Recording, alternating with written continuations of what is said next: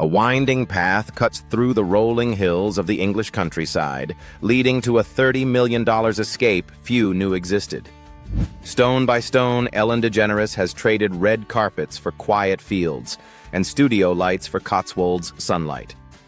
Why would one of Hollywood's most powerful women leave it all behind?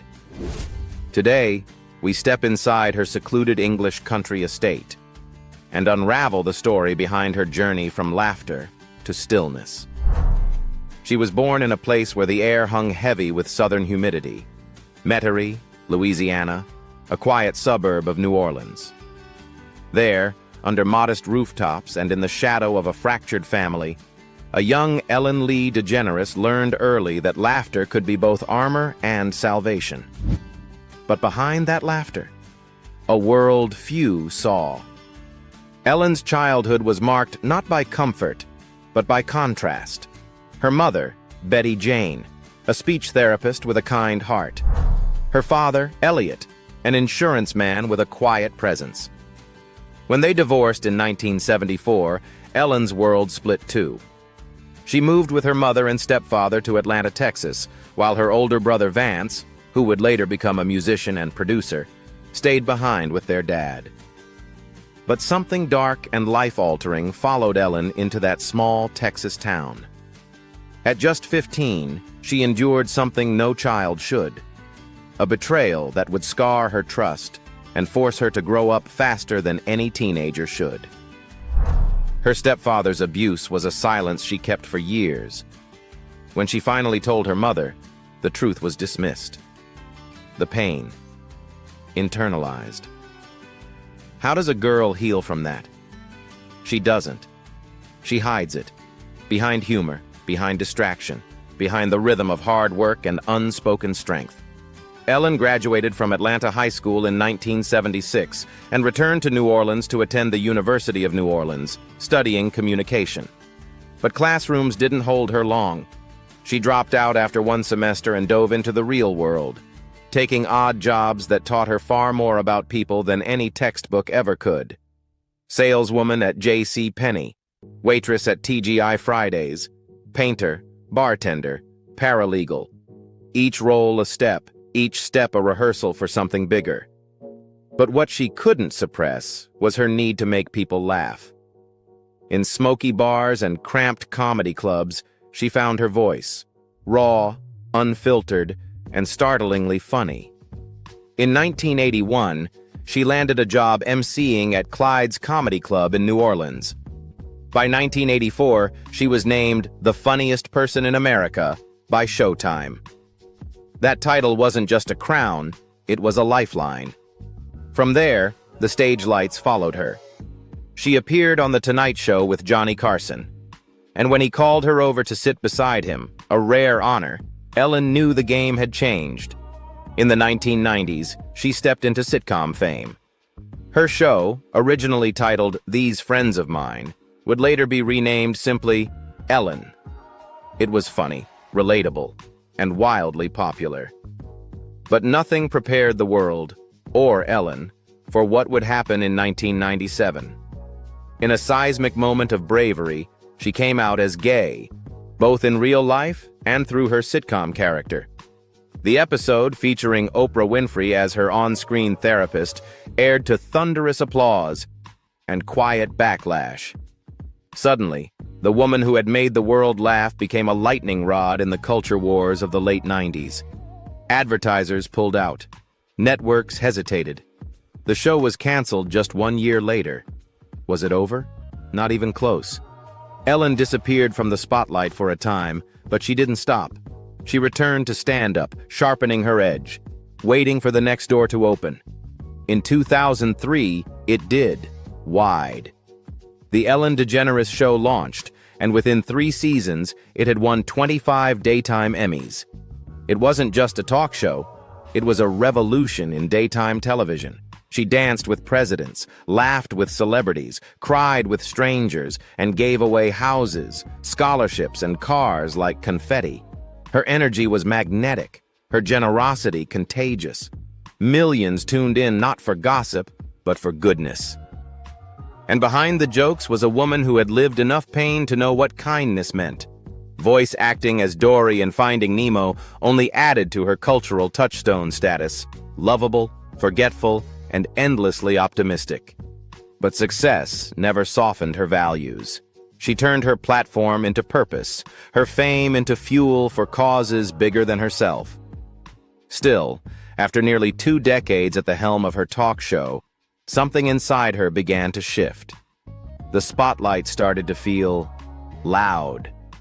Fame, once her vehicle, had become a burden. So, in 2022, Ellen walked away. The final episode aired. The studio went dark. The laughter quieted. And in its place, silence. Peace. A different kind of stage. She didn't fade. She transformed. And where did that transformation lead?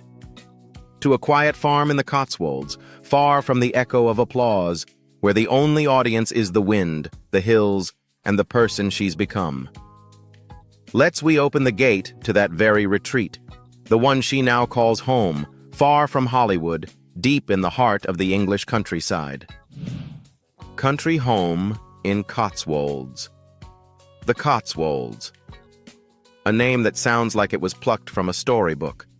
And in Ellen DeGeneres' case, it might as well be.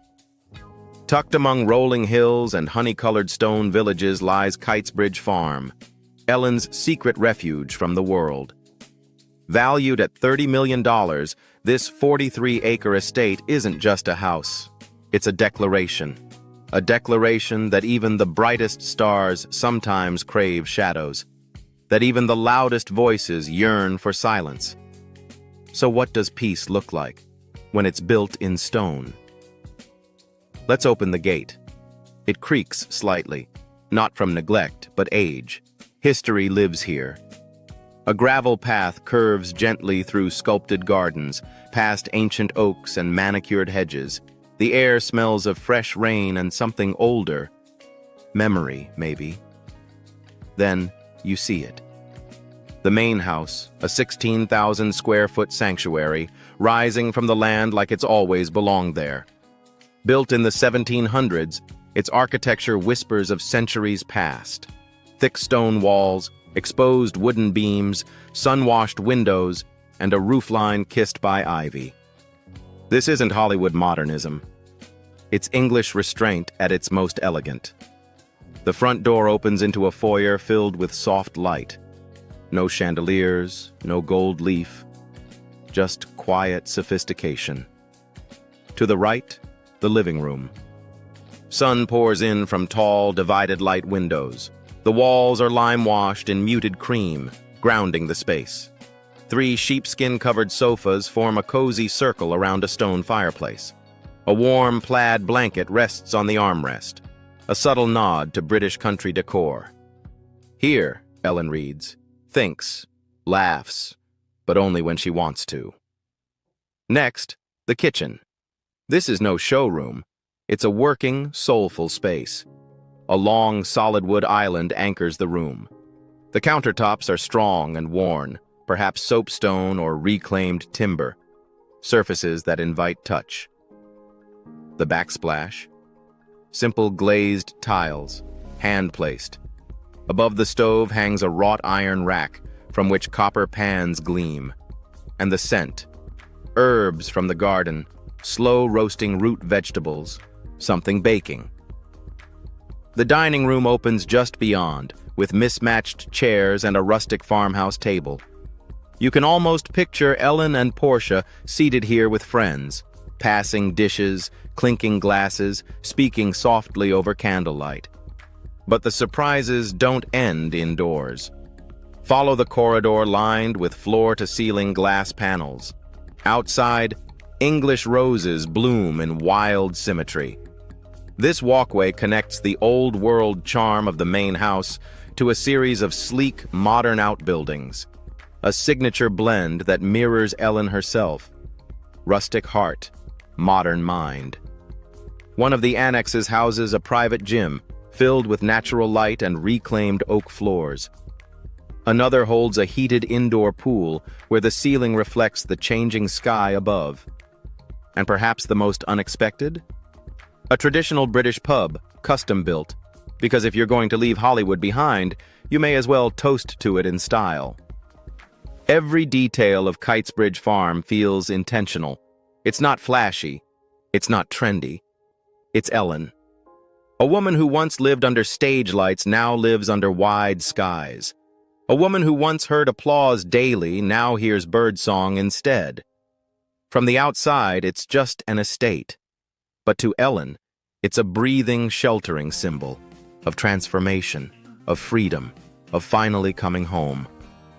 And yet, her story doesn't end at the doorstep, because while the house may be still, her soul is still in motion. What moves someone like Ellen when the world slows down? Let's open her garage and find out. Because even in the countryside, the road still calls cars. You might think that someone who lives in a 300-year-old English farmhouse would have long said goodbye to speed. But not Ellen DeGeneres. Even among the winding roads of the Cotswolds, the hum of finely tuned engines still echoes.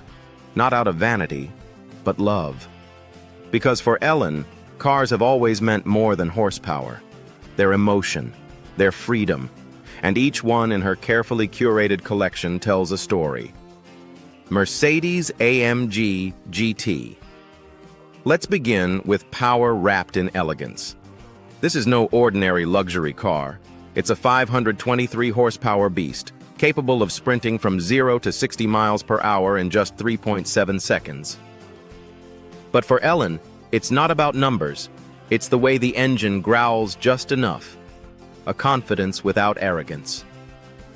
Finished in sleek obsidian black, her AMG GT turns heads, even when she's driving through sleepy country lanes. Once seen gliding through Montecito, it now finds peace here. A wild heart finding rhythm with gentler landscapes. She calls it her quiet rebellion, her Porsche 911 Carrera 993. This one is sentimental. The 993 series, produced between 1994 and 1998, is widely considered the last true air-cooled Porsche, a timeless classic. Ellen's model, restored to perfection, is painted in silver. She loves it because it doesn't try too hard. It just is. She's been known to drive it on early morning runs through the countryside, windows down, music up, the kind of drives where nobody asks for selfies or signatures.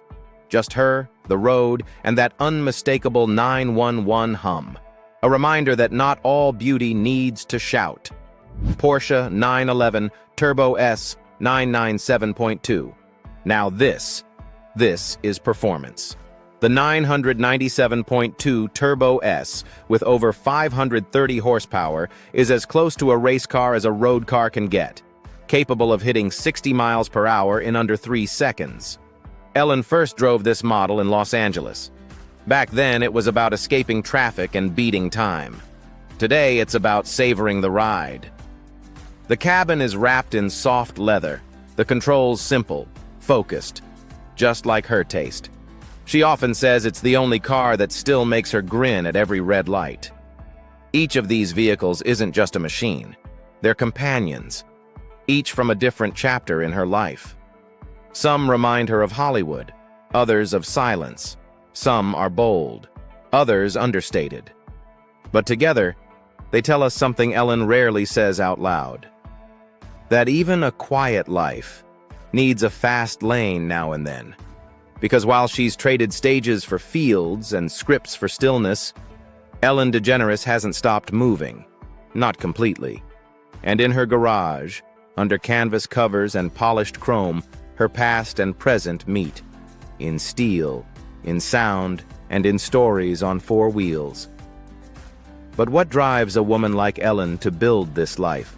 From stand-up stages to a sanctuary of speed and serenity? The answer, as always, is hidden in the numbers. What does $500 million really look like? Is it marble floors and rare art? Is it Rolls-Royce engines or gold-trimmed penthouses? For Ellen DeGeneres, wealth is quieter than that, but no less powerful. Her net worth, by the latest estimates, stands at a staggering $500 million. That number alone could make headlines. But the story behind it? Far more fascinating. Let's rewind to where it all began. Not with a talk show, but with a risk. In the late 90s, after coming out publicly and watching her sitcom Ellen get canceled, most of Hollywood turned its back on her. But Ellen didn't fold. She waited. Then she rebuilt. By 2003, she was back, and not just as a performer, but as a brand. The Ellen DeGeneres Show changed everything. With daytime ratings climbing, advertisers pouring in, and syndication deals multiplying, she was soon earning an estimated $50 to $60 million per year just from the show itself. But Ellen didn't stop at the stage. She ventured into voice acting, most famously as Dory in Pixar's Finding Nemo and Finding Dory, roles that not only paid handsomely, but became iconic worldwide. Then came American Idol, a one-season stint as a judge that added millions to her bottom line, even if she later admitted it wasn't her fit. And yet the real magic? Sponsorships, licensing, merchandising, royalties. The sources are diverse, but the theme is clear. Ellen knows how to turn attention into longevity and fame into freedom. And what does she do with all of it? She buys back her time. Time to be with Portia. Time to design, to farm, to breathe. Time to disappear from the noise. Because to Ellen, wealth is not about accumulation. It's about liberation. And now, on 43 acres of English serenity, she's finally spending it the way she always wanted. Quietly, intentionally, freely. But if money built the walls around her sanctuary, kindness built its foundation. Let's take a closer look at how Ellen turned generosity into her greatest legacy. Philanthropy. Before there was the fame. Before the billions of YouTube views, the standing ovations, the Emmys. There was a young girl who survived pain with humor. And perhaps that's why Ellen DeGeneres' greatest legacy isn't measured in awards or real estate, but in how fiercely she gives. Because if laughter was her gift to the world, then kindness was her promise. It began quietly enough. During the early days of the Ellen DeGeneres Show, she would end each episode with the now iconic line, "Be kind to one another." At first, it sounded like a sign-off, but over time, it became a movement. Ellen didn't just preach kindness, she practiced it, episode after episode, story after story. From paying off student loans to building homes for families in crisis, her show became a platform for radical generosity. Sometimes it was as simple as buying a single mother a car. Other times, it was as grand as giving $1 million to an entire audience, each person chosen for their acts of goodness in their communities. In partnership with Cheerios, her campaign 1 Million Acts of Good swept across America like a kindness revolution. The message was clear: small acts ripple wide. But Ellen didn't stop at feel-good TV moments. When Hurricane Harvey devastated Houston in 2017, she didn't just offer words, she offered help. Teaming up with Apple, she donated $1 million to relief efforts, aiding displaced families and overwhelmed shelters. A year later, when California wildfires tore through homes, including ones near her own, Ellen stepped up again, raising funds for firefighters, animal rescue centers, and local victims. For her, disaster wasn't distant, it was personal, and action was the only response. Her compassion also crossed oceans. In 2018, for her 60th birthday, Portia de Rossi surprised Ellen with a gift that would redefine her philanthropic legacy: the Ellen Fund. Dedicated to global wildlife conservation, particularly the endangered mountain gorillas in Rwanda, the fund collaborates with the Dian Fossey Gorilla Fund and has already contributed over $5 million to build the Ellen DeGeneres campus. The center isn't just a sanctuary for gorillas. It's a beacon of education, environmental research, and community development. But Ellen's generosity wasn't limited to nature. As one of the first openly gay women in Hollywood, she became a powerful advocate for the LGBTQ+ community, not just in words, but with resources. She's donated to organizations like the Trevor Project, GLAAD, and the Human Rights Campaign, helping protect the mental health, rights, and dignity of LGBTQ+ youth across the globe. Every check she's written carries the weight of her story and the hope that others might not suffer in silence as she once did. She also supports health organizations like St. Jude Children's Research Hospital, Feeding America, and Project Angel Food, providing meals and medical support for families facing life-threatening illness. Her motto? Simple. I stand for honesty, equality, kindness, compassion, and helping those in need. It's not branding, it's belief. Ellen may have built a media empire, but the foundation was always empathy, because she never forgot what it felt like to be ignored, to be doubted, to be different. And that memory became her mission. Now, far from the Hollywood spotlight, tucked into her English retreat, Ellen continues to give, not for the cameras, not for the claps, but because it's who she is. And in that stillness, beyond the fame, the wealth, and the giving, lies a woman who has found the rarest treasure of all, a life lived gently with the one she loves. So let's step even closer and glimpse the quiet rhythms of Ellen's personal world, personal life. There was a time when every day of Ellen DeGeneres' life ended with applause, audiences on their feet, spotlights lingering on her smile, producers waiting backstage, always waiting. But today, her days end differently. No roar of crowds, no cameras, just a quiet clink of a teacup on stoneware, and the gentle voice of Portia de Rossi reading aloud beside her. This, not the Hollywood frenzy, not the private jets or primetime interviews, is Ellen's new rhythm, a rhythm she chose. Together, Ellen and Portia have built a world that whispers instead of shouts. After nearly 2 decades in the spotlight, they've retreated into ritual over routine, presence over performance, love over legacy. At Kitesbridge Farm, their mornings begin slowly. Portia tends to the roses in the garden. Ellen walks the dogs, often barefoot, through dew-covered grass.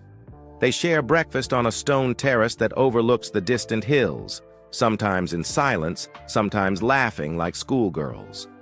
There's no urgency here, no scripts to memorize, no makeup chair waiting at 5 a.m. In this life, Ellen paints. Yes, paints. She's taken to abstract landscapes, often pulling from the very view outside their windows. Her art isn't for sale. It isn't even shown. It simply exists. Like her joy now, quiet, sacred, untouched by opinion. Portia, too, has embraced this softer life. Her passion for architecture and horses has turned into small design projects and quiet equestrian mornings. Sometimes they host close friends from Los Angeles, intimate weekends filled with fireside conversations, homemade meals, and old vinyl records echoing through the halls. No press, no phones, just connection. They still travel, discreetly, mostly through Europe. Venice in the winter, Provence in late spring, and always back to their Cotswolds home, where the wind sounds like ocean waves when it brushes the wheat fields. Ellen has spoken little about this new chapter, but those close to her say she's softer now. Still sharp, still funny, still deeply curious, but less guarded. She no longer performs. She simply is. Their love, after more than 15 years, has only deepened. They've faced criticism, weathered tabloid storms, endured distance and scrutiny. But now? Now they exist in a space they created together, one that doesn't need permission or applause, one that feels like enough. And maybe that's the most radical thing Ellen DeGeneres has ever done. To choose stillness in a world addicted to motion. To choose real love in a world obsessed with image. To build a life where the loudest thing is laughter echoing from the kitchen. So what do you think? Is it possible to leave behind the noise and find yourself in the quiet? If Ellen could trade the spotlight for sunlight, the applause for peace, could you? If this glimpse into her quiet, intentional life inspired you, don't forget to like, share, and subscribe. Because sometimes the most extraordinary journeys begin when we finally slow down and, as Ellen always said, be kind to one another.